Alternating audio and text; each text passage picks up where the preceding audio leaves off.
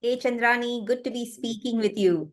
I'm glad. I'm glad. It seems like we are having some interesting conversations these days.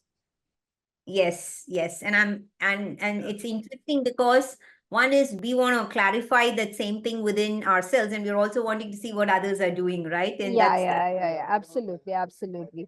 So I was looking at a few LinkedIn posts, right? It all started since last month, and I was seeing that a lot of people are talking about this entire concept of being heard, like whether it's like employees or leaders or even in their personal life. There's this entire question on how do they make their voice feel heard. How do they make their voice seem louder yet not impolite or rude or assertive? So how does the voice or their identity become clearer as they deal with the daily, if I may say, drama or the drudgery? Mm. Sure.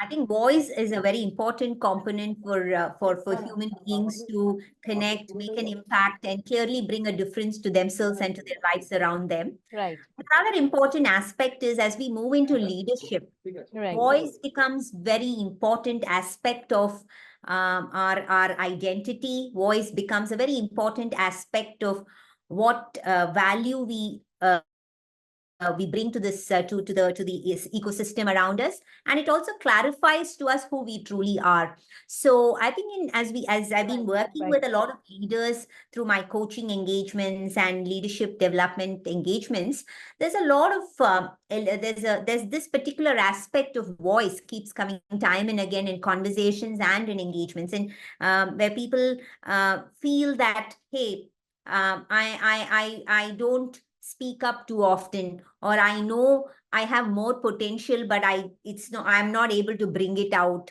And lots of different such statements keep coming to in our conversations, right? Right, right, right. So a few things that I've seen which I've worked with leaders, and I'd like to share about, I think about 5 or 6 things come to mind, but which we've kind of said is a good way to start progressing on voice, right? So the first aspect I would say is, um, although voice seems like, yeah, it's just an isolated component of ourselves, it is a very important, has a deep connection to our body.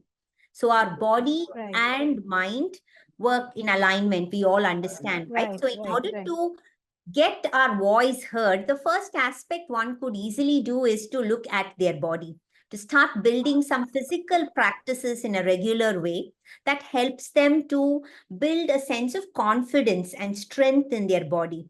And then slowly start working using, I think, breathing techniques or any Mm, form of mm. physical exercise and fitness techniques to ensure that they're able to that gets their breath regulated, and so that helps them to build on their voice, right? So there's a sense of deep connection between our body and the way our voice comes out, and that connection, if nurtured well, can help us to have confident voices outside, right? So that's one thing, and I think that's the foundation, I believe, Chandrani, that works well. When you're talking about physical exercises, like are you talking about mindfulness practices like pranayam, or are you talking about even having strength training and all, which might actually, strengthen your connection between the body and the mind in this process? Yes, yes. I would look at it in a holistic way, some form of physical, engaging in a regular physical fitness, as well as what you said is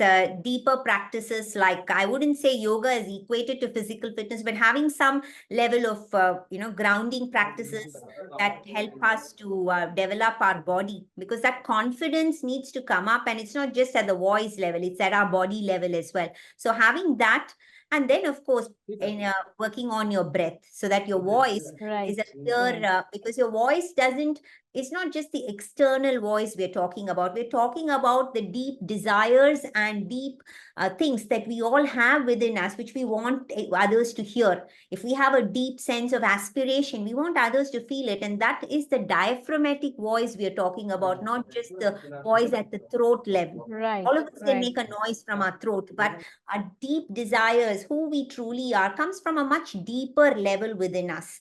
And that can, I mean, I would look at it as a diaphragmatic voice, a thoracic voice, and things like like that. So for us to work on all of that, we don't just look at our voice as an origination from just this larynx or the throat box here, right? It's much deeper than that. So you need to build a sense of deep connection to your body in order to have a confident voice. It comes with confidence in the body, which gets translated in your voice as well. So I think that's a very important aspect to be first worked on, Chandrani. Right, right, right, right. Right. This is a very interesting aspect because I never thought about the diaphragm part of the voice, like we always think about voice as, speaking out in a room full of people and still feeling acknowledged, heard. So it's very like surprising for me, this entire information, but I'm glad you told me about it. It's I hope like, people also feel that it's insightful. No, it's important because if you see some leaders or even some very deep state leaders, they speak Yeah. very few words Right, right. with so much of deep impact. That is true. That is And that true. voice is not just the voice from the throat, it comes from a very deep level of Within. conviction. The second aspect that one needs to do once you have this right level of body and mind and connection is to look at expanding our vocabulary, because people often don't know what to say or don't know how to bring their voice out, just because they surely lack a good word or a powerful statement or a powerful choice of words. So the people are often scrambling to say, what can I say that will make me stand out? And for that, a very simple practice of vocabulary is really required. Right, right, right. This is We've very true often because I've faced this too. Like sometimes you don't know what to say. Like you're dumbfounded and you're like, okay, this is a critical moment, but I should make a point, but what way? It's like we all can be painters and we're all like Da Vinci's inside, but we can't really play that. So Yeah, we have so yeah, much to say, but we're not able to articulate it that well. So yeah. constant up enablement or skilling in vocabulary is absolutely essential for one to develop their voice. The other aspect that one can do, especially in corporate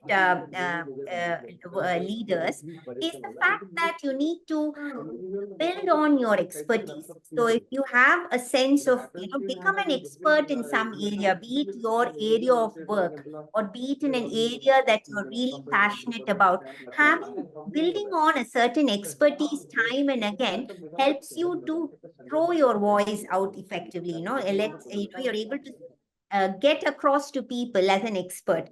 So once you have that expertise, be it your functional expertise or be it an expertise based on your passion or causes that you're standing for, or even a particular area in at work or in life, helps you to get deep. I mean, and it helps you to utilize your voice more effectively when you have the expertise. Therefore, the confidence comes up. So we lack confidence when we don't have something of value to to share.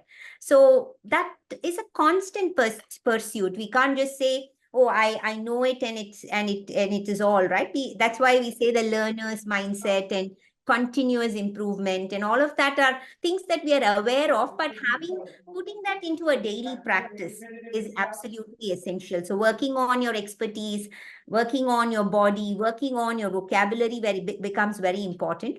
The other aspects that I have seen for people to be more confident and use their voice is learning to accept that vulnerability is not a bad thing, or Yeah. it's not a As negative. Brené Brown says, like Yes, so daring to be vulnerable. yes, you need to, once you gain all these other layers of confidence is when you can then build on your vulnerability in a way that it is helping you come across to people in the right manner. So your voice is not just about something that is always happening for you, and it's also something that is not happening and how you're addressing it, right? So once you cross the first few layers, that's when vulnerability can come up. And then, of course, Right. it helps you to build trust and connection with your audiences so that your voice has a meaning for them also. So once you're able to build that trust and psychological safety in your conversations with your voice, people will feel motivated to align with you. So, and then, of course, you having the ability to have a voice that is not just about speaking, but it's also about listening and then speaking, right? Becoming a generative listener, I think becomes Very important, yeah. practically possible at a much later stage. Quick recall would be to start at the body level, expand our vocabulary, build on the functional expertise or expertise in some area, and then slowly starting to the next levels become about vulnerability, about psychological safety and trust, and then about generative listener. So then your voice truly is all about from intent to impact. It translates into that.